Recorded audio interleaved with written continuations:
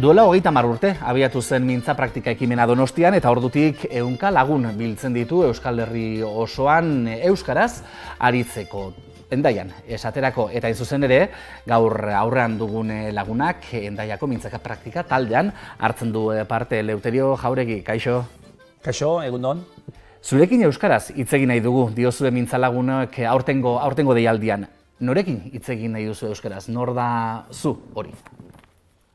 Bueno, printzipioz hitz egin nahi duen guztiek, ongi etorriak izango dira mintza praktikara, hitz egin behar dutenak, batzuk beharra sentitzen dute, o titulua nahi dutelako edo irakasleak izango direlako, honik zer daki zer.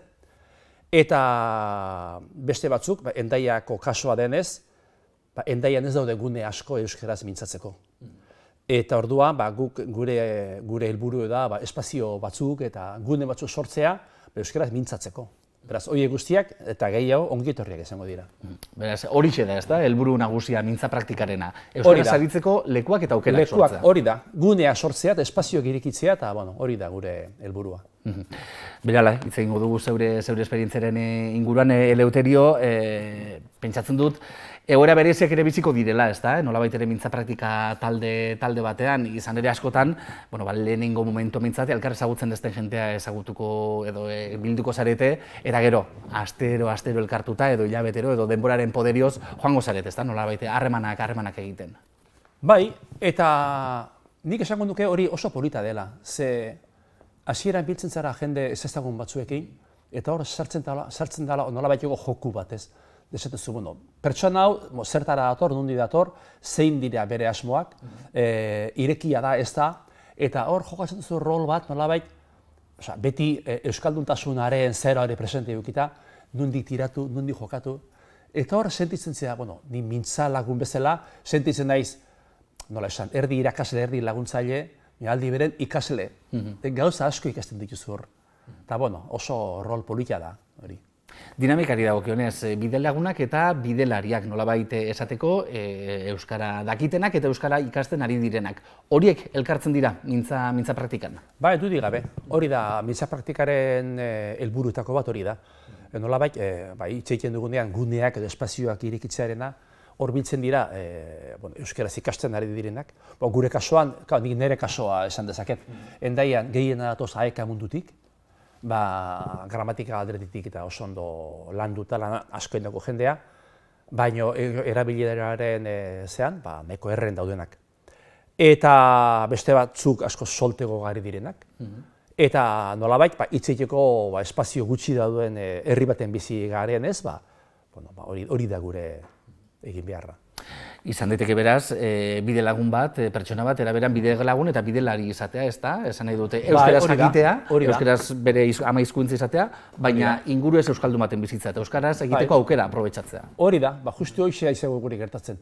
Zatek, Hendaian bizi dira hendaiarrak eta kanpotarrak ere, irundarrak adibidez, eta irungo kasoa, justu nik esango duke gehien bat hori dela, eta gu baditugu kaso batzuk, irundarrak euskaraz desente ongi ikasi dutenak, ongi moldatzen direnak, baina etortzen dira justu, beraien familian o beraien gune horietan ezin dutelako euskaraz mintzatu. Eta horiek bai badatoz guregana, batzuk badatoz, justu horretara, euskaraz hitz egiteko espazio batzuk daudelako. Eta horiek, nik konsideratzen ditut, bidelari bezain bat bidelagun. Bai. Eleuterio, 30 urte bete dira, Donostian lehenengo mintza praktika saioak hasi zirenetik, 3 hamarkada, apurka zabaltzen joan da. Hendaiako taldea esaterako, noiz jarri zen duten martxan, noiz jarri zen martxan? Hendaiako taldeak hasi ziren jartzen lehengo urtean. Zer gaude, 2022an gaude. 2021an sortu zen Hendaiako mintza praktika taldea.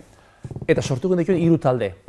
Eta berehala konturatu ginen, nola esan, pixkanan, jendea banaka, galdezka, izu, enteratu nahi izten den, badela zerbait, nik ere nahi nuke eta bar, pixkanan, jungea haunditzen junda. Eta 3 talde horiek 5 bihurtu dira. Urtebetean? Urtebetean, kurtso berean esango genduke, eta aurten abiatu gara 5 talde horiekin. Eta alderrutatik oso pozik gaude. Zuzeu, zer dela eta animatu ziren, parte hartzera? Ni, Bi arrazoi aipatuko dituzke, bat euskararekiko sensibilidade txoa beti izan dut, euskaldun nahi zelako, herri txiki bateko bat abar. Eta bizi naiz justu, ezaugarri horiek ez dituen herri batean. Herri handixogo bat, eta euskara zoritxarrez ez da bertako lehen hizkuntza. Eta alderudetatik sensibilizatuta nago, eta bestetik jubilatuta nago, eta denbora daukat. Eta jende askok nahi zuen gainean mintza praktika hori izatea goizetan. Goizeko 11etan, 12etan, eta hor bide lagun izateko aukera bakarra jubilatu daukagu. Eta, gehiagik pentsatu gabe. Sartu eta, venga, aurrea. Sartu, hasi eta jarraitu, ez da? Bai, eta jarraitu, bai. Zeuri, zer eman dizu mintza praktika talde batean parte hartzeak? Zer eman, gauza asko. Gauza asko, lehen esaten nuen bezala, hasieran junditxo konzeptu batekin pentsatzen, baina euskaldun zarra, jendea baekati dator, nahiko larri, gramatikalki ondo, ezin dute mintzatu, nik lagunduko diet, eta hola.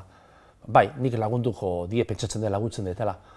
Eta irakasten detela, baina ikasi ere, ikasi dut. Ikasi pila bat ikasten da.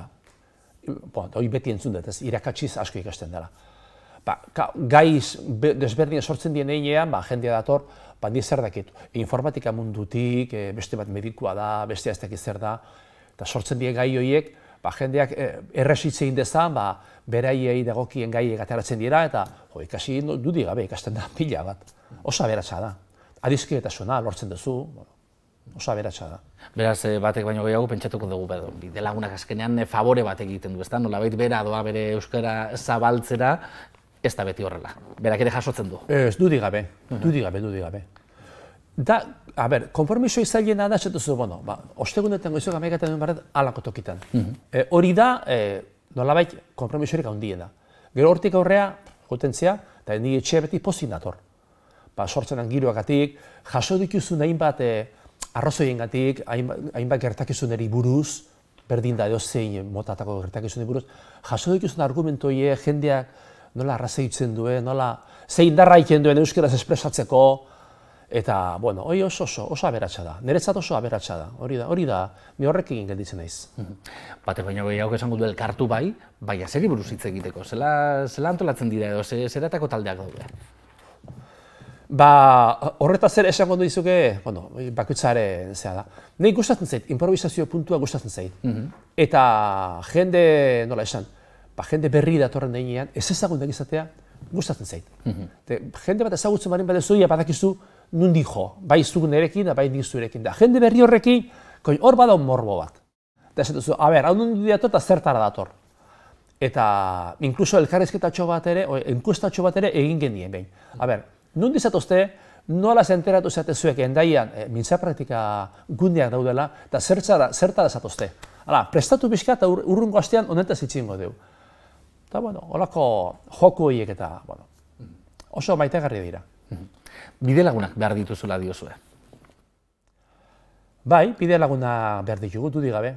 Bide laguna behar ditugu, ze bidelarien tartean, importantea da, bide lagunak egotea, euskaraz solteari direnak dola, eta gu nolabait konzeptu horrekin sartu gea, eta beste bide lagun batzuk dira ere, lehen esaten genuenari berbara lotuko natzaio, baina bidelari diren horiek, euskaraz aski soltean ari diren horiek, bidelari bezain bat bide lagun dira.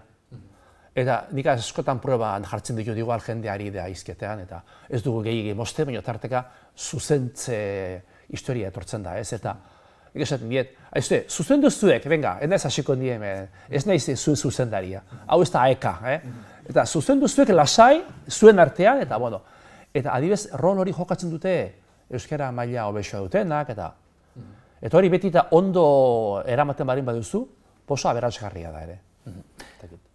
Zer eskatzen du modu batera edo bestera, izan bide lagun izan bidelari, mintza praktikan parte hartzeak? Gu oso simple izan gea, oso simpleak izan gara, gu endaian sortu zen iniziatiba hau sortu behartzelako, Euskal Herri osoko ekimen dalako, eta endaian beharra zelako, jendea zion prest, sortu zen 3 talde sortu ziren, eta pizketan bostera iritsi gara, 5 talde izatera, eta zer behar den, ez dakit, gogoa, beharra sentitzea, eta lan haiteko gogo pixkat izatea, eta ez dakit, konplizidadeek sortzea gure artean, eta... Pentsatzu konpromiso pixa bat ere baita, ez da? Kompromiso pixka behar da, hori denetako behar da. Osea, patata tortilla bat inbar balen duzu, behar duzu kompromiso bat. Bestela, hemen jai dau. Jai dau. Azten eta azten doan ekimena zuk, ez dakit aurretik, zenekien mintza praktiken inguruan edo mintza praktikaren inguruan zeneukan ideia zela jaundan garatzen, nolabait behin barrutik ezagututa? Ba, egi esaten baren behizu gauza hondirik ez. Gauza hondirik ez, beti Donostian sortu zela, nola da, bagera zan, bagera taldea, eta gauza horiek beti irakurtzen dituzu eta folletoetan, prentxan, abar. Ez baldin bazaude barrun sartuta nolabait kauza horrekin edo, txorik bezala aldamenetik dihoatz. Eta, bueno, oin barrun nagoenez, pixka gehiago irakurtzen dut, eta pixka gehiago jabetzen naiz, ze prozesoa eman duen, gauza guzti hauek. Euskalduntze prozesoak, euskararen aldeko ekimenek, eta, bueno, barruan zaudelarik gehiago bizi izaten dezu, eta hori dena aberasgarri da guztiontzat. Hori da, zer atera duzu, ez? Nolabait ere historia hori harakatu da, historia horren berri izan da. Ze ondoriotara iritsi zara? Jo, ondoriotara, zer esango dizuke? Lehenengo ondorioa, esatuzu, ni euskaldun zarra, ez dakiz zer, aske konprometikua, sensibilizatua, sentitzen naiz, abar. Hor konturatzen zia, ni ezer jabetu aurretik, beste zenbat jende, nolabait engaiatu dan, konprometitu dan, hainbat gauza aurreratzen, zenbat lan, zenbat isiliko lan, zenbat bilkura, zenbat ordu, eta bar. Eta lehenengo, jende guzti hori miresmena. Hori da, bere lehenengo, sensazioa. Mintza praktikaren inguruan ari gara izketan, normalean, horrez aurreko saioak izaten dira, elkartzen zarete taldeetan, ez dakit beti leku berrean geratzen zareten, mugitzen zareten, hori nola egiten duzuen zuek, esaterako Eleuterio, endaian? Badakit jende asko mugitzen dela hortik zehar, o mendira, edo kirol taldetan, edo paseatzen, gu printzipioz toki batean mugitzen gara, toki batean biltzen gara. Kasu batzuetan mugitu izan gara, endaiak toki ederrak dituelako, paseatzeko eta hori. Baina, ari gara kontua zen, jendean nahiago dola toki batean. Toki batean elkartu, elkarte bada, kafetxo bat hartu dezakegu, hor gu bakarri gaude. Eta jendean nahiago do hor, gaiten dugu ordu bete, ordu eta laurde nola. Berehala juten zaigu. Konturatu orduko ez da? Konturatu orduko. Aldiz, kanpo ateratzen balin bagea, beti eramaten ditu, haizeak eramaten ditu gure espresioak, eta jendeak, ez dakit, maite dugu elkarri behiratzea gure espresioak horre ikustea, ez dakit, oso guztua gaude toki baten sartuta, eta elkarri ikusiz, elkarren espresioak zehatuz, eta hortxe guztua gaude. Zuek aurrez aurre egiten duzu, baina badago esaterako horbait ere, Mintzanet izeneko ekimena, ez da? Edo izeneko egitasmoa nolabait ere mintza praktikatik datorrena. Bai, Mintzanet, horren berri jakin nuenik aurten azkeneko topagunean, jakin nuen bestela ez nekin horren berri ez nekin. Eta, nik, nola esan, sistema berri hau ez dute gehiagi kontrolatzen, oso interesgarri iruditzen zait. Badakit kanpotik, hainbat herrialdetatik eta jendea konektatzen dela eta bar. Eta bere buruari, bere aldiko ekarpenak egin dizkiola, euskarari dagokionean, eta oso interesgarri iruditzen zait. Sare sozial guztia bezala, eta, zu Argentina bizi zintezke edo nik ez dakit nun, eta zuk harrema zuzena izatea hemen bizi den pertsona batekin, da zoragarri iruditzen zait. Eta gaina horrek fruituak eman dikula, begibistako da, eta ondo ezkigu hainbat eta hainbat kaso, ez? Adibidez, Argentina bertan, gehortik euskara desente ikasita, honea etorri dira, hemen sartu dira, Lazkauko gerriko, edo ez dakit nun, euskaldun dute joan dira, eta han irakasle dira, hainbat kaso zautzen ditut. Eta, hori oso interesgarria da. Eta lehen aipatu duzun gaia ere, gu toki konkretu baten biltzen gara, badakit ere, beste hainbat alde, biltzen direla, irten dituzte, egiten dituzte, mendi irterak edo paseo irterak, eta beste gune batzutan irekietan biltzen da jendea ere. Aukera guztiak, mintza praktika hori praktikatzeko, mila aukera daude. Ez duela zertan zerbait zurruna izan behar, ez da? Nik uste hori herri bakoitzak edo talde bakoitzak erabaki behar do, bere inguruaren arabera, bere inguruko espazioaren arabera, bakoitzek oso irekia da, oso, en fin. Zuzeuk, Eleuterio, beste zerbait, gehitu nahiko zenuke, mintza praktikarekin lotuta? Hainbat gauza esan daitezke, ez dakit, nik sensazio eta zitzeiak asko gustatzen zait, ez? Eta lehen esaten duena, nik jende berrie, adiskidetasuna oso importantea zait, jende asko ezagutu dut, jende kolore desberdinetako jendea, kolore esaten da gara inez, ari arrazataz, baizik. Adin, jatorri, esperientzia. Jatorri desberdinetakoa, emakumea, gizona, zarra, gazteak, beste herritatik etorri zaigu, eta adibidez nire kasua, nire lagun Leireri aipatzen dion, ez? Nik etortzen zaigu, nire dentista izan da urte askotan, hori jubilatuta dago, nik juten ditzen bere konsultara, gehien da bezala, ez duta larri, hau azabalduta, tipoa frantzesez izketan, frantzesek nahiko larri, espainolek nahiko larri, euskara etzekien, eta nian gizon mediku handiarekin larri behin larrigo. Eta orain, pizkanan, pertsona hori sartu da AEK-an, ikasi du gramatika, eta hasi da euskararekin. Eta hori etortzen zait, nahiko larri bere euskararekin nire gana. Eta hau da, gai bat nik berarekin tarteka hitz egin dudana. Gogoratzen zea, eta noski gogoratzen dizela, bai. Larritasun hori, ez da? Olako gizon bat, umetxoa bezala, larrigo, nik hortzak garbiku behar dizula, eta bueno, horretaz. Orduan, esan duke, papelak aldatzen dira, ez? Hau igual bertsolaritzak gai izango litzek, ez? Egoerak, beste tokiak jarri zaitu eta aloka gauza azaltzen dira. Hori interesgarri izango da, ez da? Jende, hori aipatu duzuna, ez? Kolore, ezberdinetako jende horrekin elkartza, bestela kaso harremanik izango etzen duken jendea horrekin biltzea. Hori da. Ni pertsona horrekin hitz egiten duen edo frantsesez edo espainolez. Euskeraz, bai, egunon eta eskerrik asko eta ezer gutxi. Eta gaur egun, ikustean ni pertsona hori, nire dentista hori, gaina ez da bat ere Euskal Herriko, ez da Ipar Euskal Herritarra, dator Frantziatik dator gizon hori, ez da kendundi, baina frantzesa da, bakarrik Ipar Euskal Herrian bizi da urte askotan, eta erabaki du euskara ikastea. Bere alaba ere eskondu delako mutil euskaldun batekin, iparraldeko dondibaneko euskaldun batekin, pizkana, nolabait euskararekin harremana du eta behar sentitu da behartua. Eta azkenen pizkanan, arraiaren izitza bueltaka bezala zurrumiloan, bukatu du AEK-an eta bukatu du mintza praktikan. Eta, hori aberatsa baina aberatsagoa da. Eta horrek nolabait betetzen hau guztiz. Gauza horiek eta gehiago betetzen hau guztiz, mintza praktikan jarraitzeko eta... Pentsatzen du baita ere, bidelagun moduan, hilabetek ematen duten ikuspegi horrekin, jendea ikusiko zenuela askeago hitz egiten, edo beldur gutxiagorekin, edo nolabait erreparo gutxiagorekin, ez dakit, hobeto denitza, baina hobeto hor bilakaera bat ikusten da? Ikusi duzuzuk adibidez izandako esperientzia?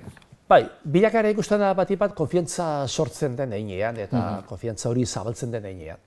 Hasiera noski, jendeak ikilduta dago, jendeak pentsatzen dugu, nik euskaraz zeak aizki hitz egin duten, nire maila eskasekin, nola hasiko nahi 8 lagunen aurren. Botako naute taldetik, ez da? Hori da, eta bidean nola hitz egin duen horrek, ez? Horrek, nor da hori, bidelari bada, bidelagun bada, nor da hori. Lehen ez aipatzen duen, badator jende bat, oso euskara maila ederra daukena, horrega etortzen da, hitz egiteko euskaraz mintzatzeko aukera bakarretako bat hori delako.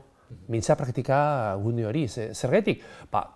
Aski herri erdaldun batean bizi delako, bere familia erdal mundutik datorrelako, eta pertsona horiek gugana datoz. Euskara ikasi dute, sekulako lan egin da, eta nahi dute, gutxienez mantendu eta albada hobetu. Jende hori gurekin dago, hor daude, eta hori... Eleuterio, bidelagun edo bidelari izateko nora jo behar da? Zer egin behar da? Nik usten dut, herri bakoitzetan, auzo bakoitzetan bizi den pertsona horrek, inguratu beharko lukela, pentsatzen dut, ni bintzat inguratuko ditzeke, nolabait, euskararekiko harremana duten erakunde edo jende horren gana, ez dakit, euskaltegietara, AEK-ara, horre inguratu eta hor bideratuko dute pertsona hori mintza praktika gune horietara. Nik uste hori dela biderik efikazena. Elkarrezketa hasi dugu, aurtengo deialdirako leloetako batekin, ez da? Hemen daukat, zurekin euskaraz egin nahi dugu. Horixe da aurtengo leloetako bat, bigarrena, probatu ez duenak, ez daki zer den hau, hori da. Hori oso polita da. Hori Jo Maia bertsolariak sortua, Nego Gorriak entzat, Fermin entzat, duela ez dakizen bat urte, probatu ez duenak ez daki zer den hau. Nik uste hori aplikatu da, izketagai dugun mundu honetan aplikatu da, eta iruditzen zait oso esaldi borobila dela. Probatu ez duenak ez daki zer den hau.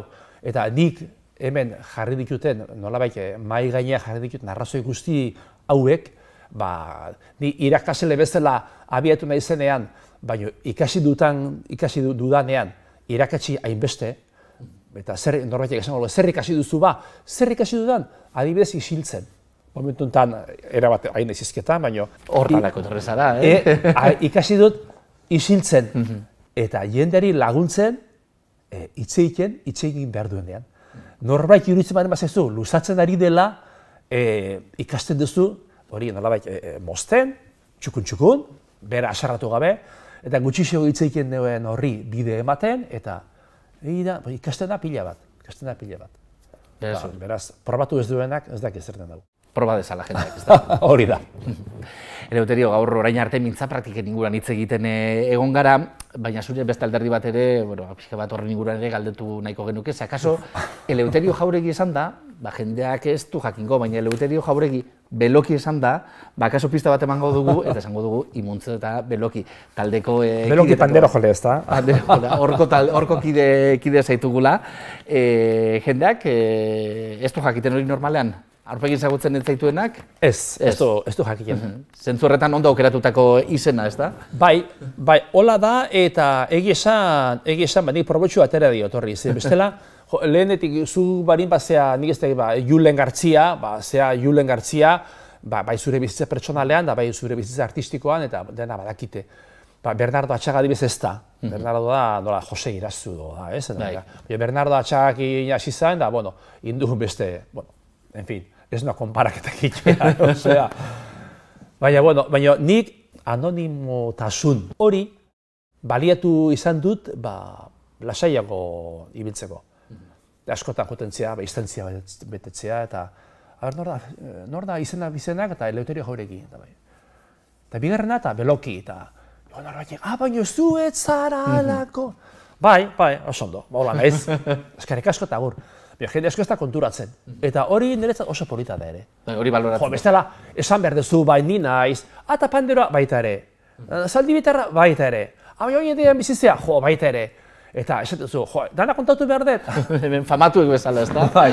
Igual egun batean, igual ez dezen daian bizi, baita ere kontatu behar dut, ez dezela bizi, eta orduan, nola intimidade tasun hori polita da. Eta hori gordatzeko balio izan dit eta polita izan da.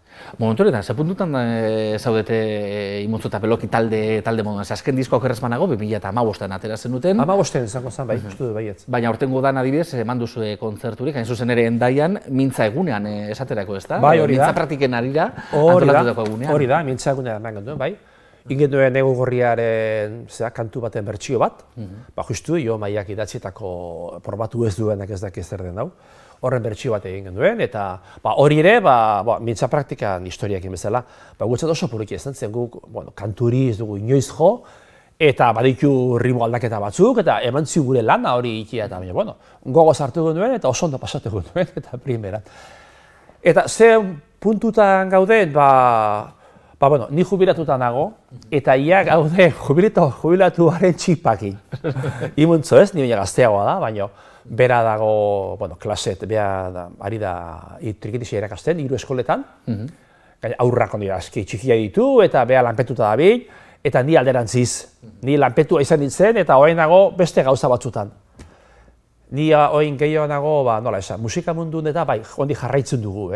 Udan eta ibili zarete. Udan eta ibili gara, 5-6 emanaldien ditugu, eta urrungo udan seguro asko egingo ditugu, ez asko. Eta ni orain nabil, musika mundu banabil, txalaparta jotzen dut adibidez. Hendaian hor txalaparta eskola bat, hor txalaparta ikasune bere garaian, da jarraitzen dugu jotzen. Gero gitarra ikasten ari naiz, eta gitarra jotzen dut ere, beste lagun batekin, herrikantak eta bertsoak, eta zer dakit. 4 akorde eta nik ongi pasatzeko, baina baliatzen dut hortarako. Hendaia kultur mundun badaude dantzari taldeak eta hola. Eta dantzari talde batekin txisturari batzu daude, eta horiekin atabala jotzen dut. Ni beti esaten diet, ez naiz atabalari bat, bilatu zuzue hobe bat. Eta ez bali badago hori, etorriko ez ni. Eta kontu ez, emaitza zer da, ez dagoela inoiz atabalari on bat. Etorriko zea? Bale, jongo nez, Ez esaten ez dakizu ez da? Hori da. Orduan, nolabait, herri musika mundun eta hor nabil. Hor nabil beti. orokorrean esan dugu, ezta? 3 hamarkada mintza praktikak hasi zirenetik, zuek ere musikan, bueno, ba, antzerako zabiltzate. Ze bilakaera ikusi duzu bai plazetan, esaterako, Eleuterio, eta baita euskal musikan bertan ere. Bilakaera nola esan. Hombre, aldaketatxoak etengabekoak izan dira, bai plazetako gora beran eta musika arloan.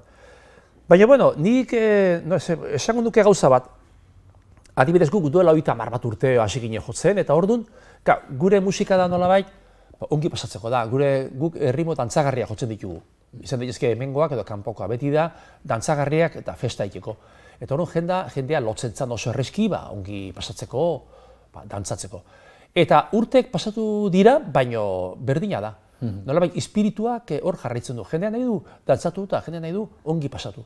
Eta orain ere, jotzen dugularik, jendea dantzatzen du eta ongi pasatzen du. Orduan, espiritu hori ez da galdu. Eta nire ustez ez da galduko. Jendea behar du. Hartuko ditu igual forma desberdinak, igual DJ-ak eta hori geixo osartu dira, eta, bueno, oso horreza da, tipu bat ditzen diozu, jartzen dizu modako kantuak, eta basoat. Baina plaza talde bat, eta kontzertuak, eta jendea ikustea zuzenea jotzen, horre bat, beste xarma, beste bizi bat, beste indar bat. Pertsona gaizera ikusten, jotzen, dantzatzen, estetika bat, indar bat, espresio bat, hori ezin da ordezkatu DJ batekin. Eta hortarako zaudete, zeuek beste guzti. Hori da. Eleuterio Jauregi eskerrik asko, plazer bat, gaur hementxe izatea, bateko eta besteko gaien inguruan galdetuta denei horrelaxe erantzutea, eta gugatu dezagun, mintza praktikei referentzia eginez ezta, eta jente animatuz, izan bidelagun moduan parte hartzera. Hori da, dudik gabe, parte hartu ezazue, eta zuen herriko zuen auzuko gune horietan, probatu ez duenak ez daki zer den hau, ikusiko zuen zenbat jasoko duzen. Eman nahi beste jasoko duzen, dudik gabe. Horretxekin geratu gorega, Eleuterio Jauregi. Hurrengora arte. Hurrengora arte, bai. Oi, hau dekau, hau den hau.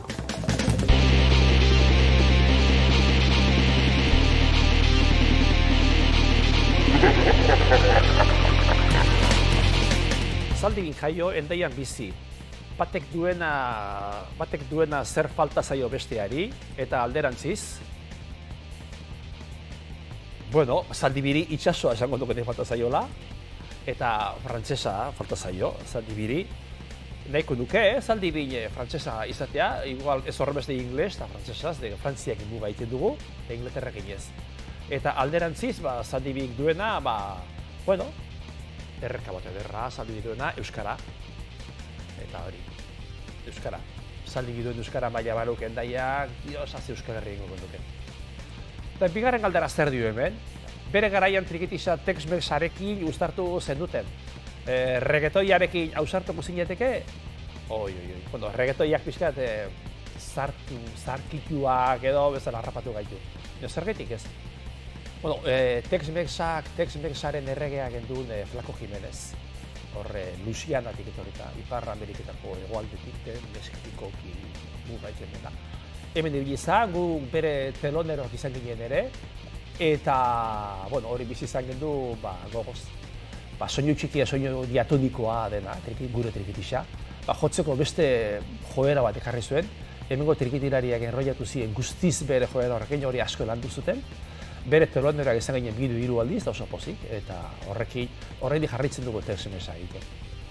Eta reggaetoia ausartuko gineke.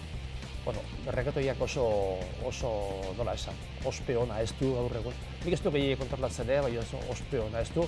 Bati bat, feminismoaren munduti datorre mezu horiekin eta oso matxista diela, ez da zer.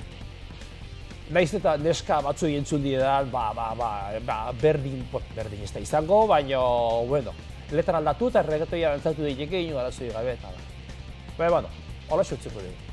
Zeineko paritu zizun lehen panderoa, oi. Hau oso horreza da, ez dit inorko paritu lehen panderorik, nik erosin duen. Eta zer esan, pandero eta trikitilari, ez dut familitik jaso, nik, ez dakit, hori bai dala barrundi esoko zeitela. Ikusi dut eta nolabait zerbait sentituko nuen. Akordatzeako pandero jole bihurtu naiz, bizitza bat egin horren ingurun eta oso pozik nire ibilbidez. zein izan zen inoiz ahaztuko ez duzun kontzertua. Oi. Bida, lehen aztera da hor gai bat. Flaco Jimenezek egin dituzten 3 emanaldi, eta bat egin duen Donostiako Vitoria Eugenian, eta agian hori izango da, ze hor kamerinoa zeude, kamerino oso dotoreak, txukundak, horre ginen berarekin izketan, eta berarekin harreman bat izan gendun, bai kontzertu aurretik eta kontzertu ondoren. Eta Vitoria Eugenia lepo ikustea eta gu horre bere telonero izatea, adibidez, hoize esango duke. Vitoria Eugeniako Flaco Jimenezek egindako telonero emanaldi hori. Bigarren galderak zer dio, eta betirako ahaztea nahiko zenukeena, betirako ahaztea igual ez nuke nahiko, baina zetik, nola esaten da, txarrenari ere beti oneana ateratzen zaio ez. Hori izan daude, nik uste Joan Maiak esan zuela Altsasoko gertakariagatik.